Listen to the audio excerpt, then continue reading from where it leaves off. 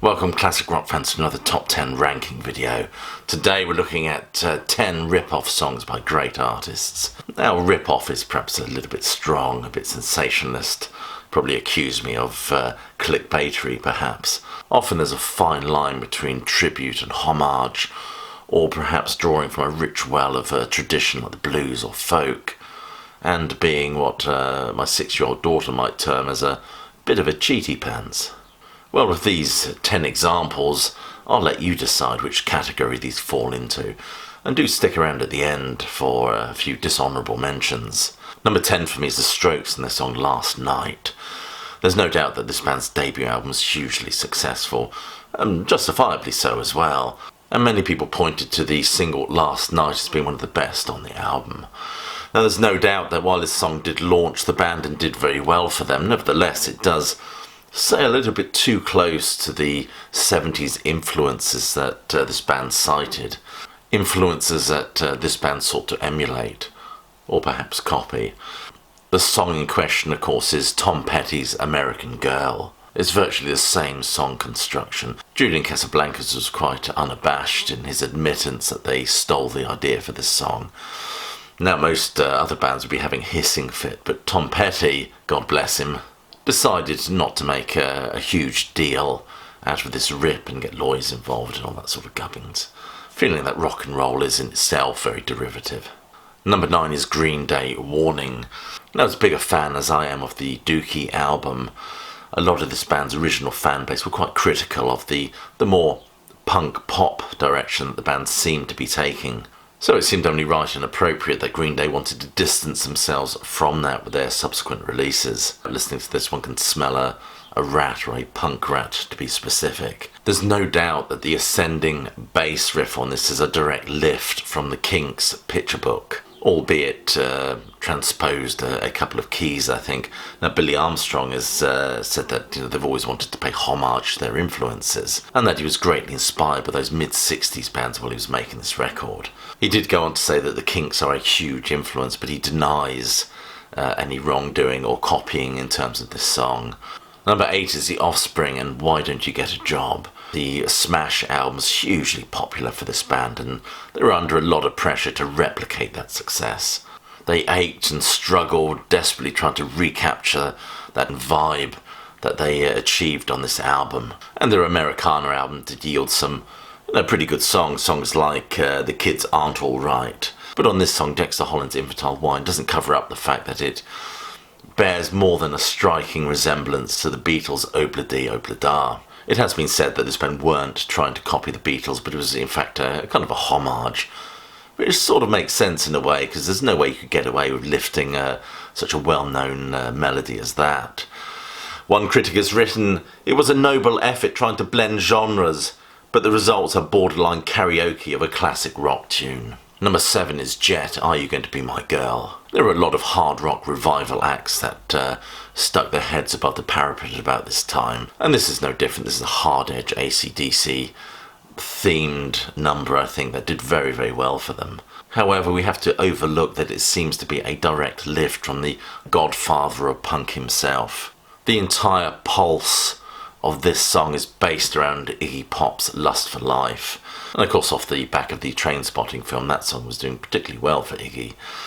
So I don't know how they thought they could possibly get away with this. If I may quote one magazine article, despite the similarities, the band defended their song and even compared it to Motown classics like You Can't Hurry Love. However, this statement reads like a band trying to deflect away from what is an obvious rip and hiding behind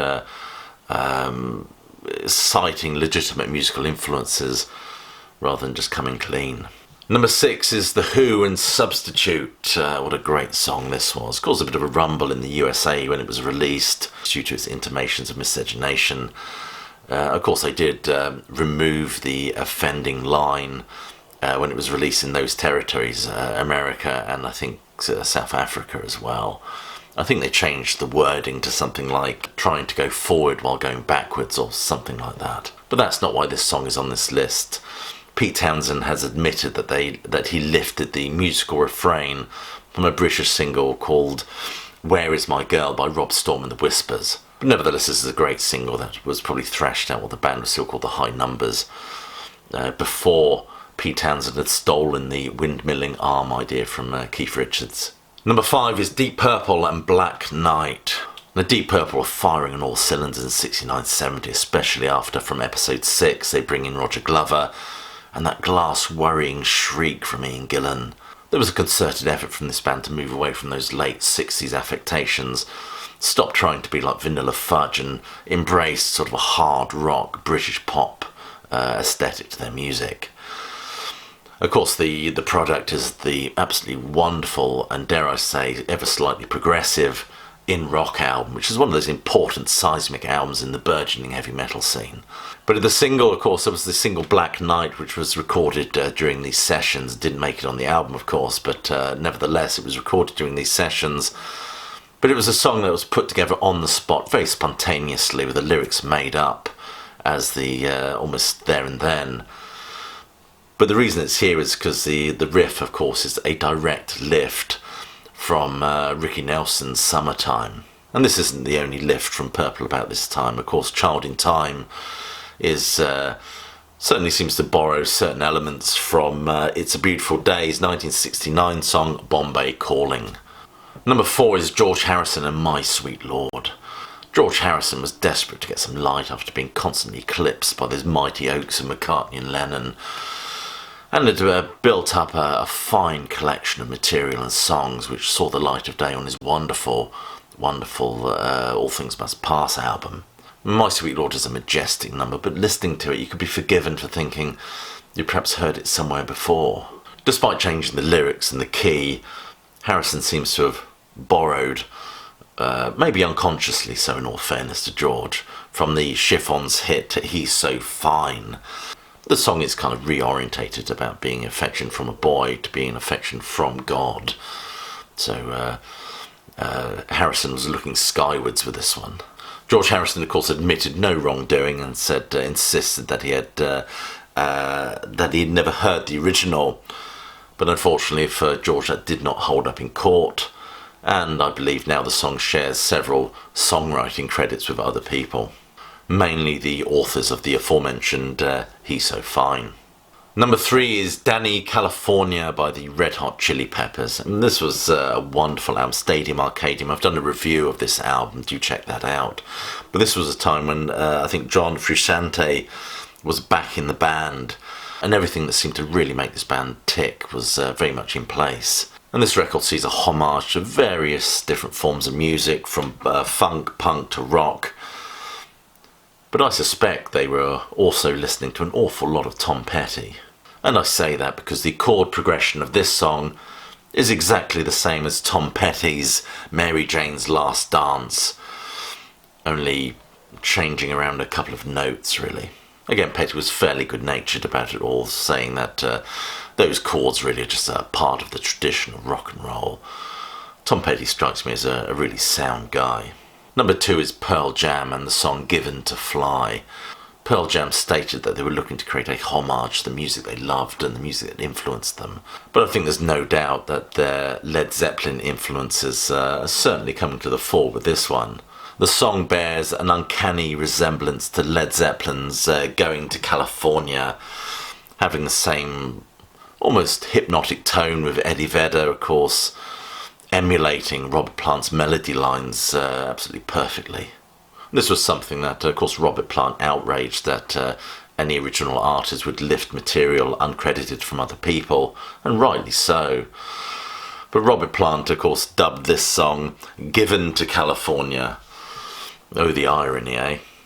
Number 1 for me on my list is Led Zeppelin's And a Whole Lot of Love. Led Zeppelin have been described as the world's greatest cover band, which is dreadfully unfair, really. But Whole Lot of Love was the first time they tried to pass off a blues standard as an original composition. Jimmy Page, of course, is responsible for that main riff. It's unmistakably Led Zeppelin through and through. The problem is the lyrics, which are a direct lift from Willie Dixon. The Robert Plant wanted to use the line "You Need Love" in the song just to serve as a kind of a placeholder until as they fleshed it out.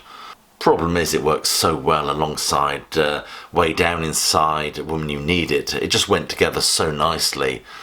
the whole thing just turns into a kind of a reworking of the Willie Dixon song. Led Zeppelin are a band that are often accused of appropriating the work of others, and certainly within the music business there's a lot of that goes on, there's no doubt about it. I mean, going off the script a little bit, when Britpop is incredibly derivative or a homage to a specific time of music, although the Oasis song Cigarettes and Alcohol seems to be a direct lift from T-Rex's Get It On, if you ask me.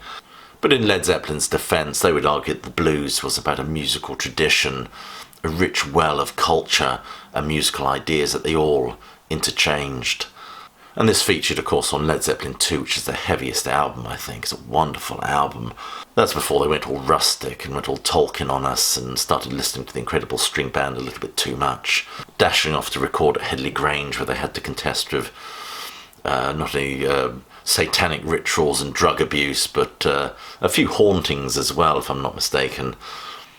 Not the first time I think Led Zeppelin would have to put up with a troublesome spirit. So nevertheless, Whole Lot of Love does make my number one spot on this list. Now, some of you may notice I'm a bit nasally. Do forgive me for having a bit of a stinking cold. But as I promised you at the start of this video, I am going to include a few dishonourable mentions. The first one for me is Bad Moon Rising by Creedence Clearwater Revival. Now, John Fogerty has cited Scotty Moore as a huge influence on him and Creedence. He's even gone to say that Scotty Moore invented rock and roll guitar. But Bad Moon Rising has a very distinctive lick in this song, and John Fogerty freely admits that it was lifted from the Elvis song I'm Left, You're Right, She's Gone. Fogerty says, I wasn't hiding it, the lick was so great I was honouring it. Now, talking of lifts, the Stones are currently in hot water with their Living in a Ghost Town tune, which was, according to songwriter Sergio Garcia, he says the Stones track is based on his tunes So Sorry and Seed of Love, which he wrote in 2006 and 2007, respectively. I have to mention Yes and The Ice Bridge.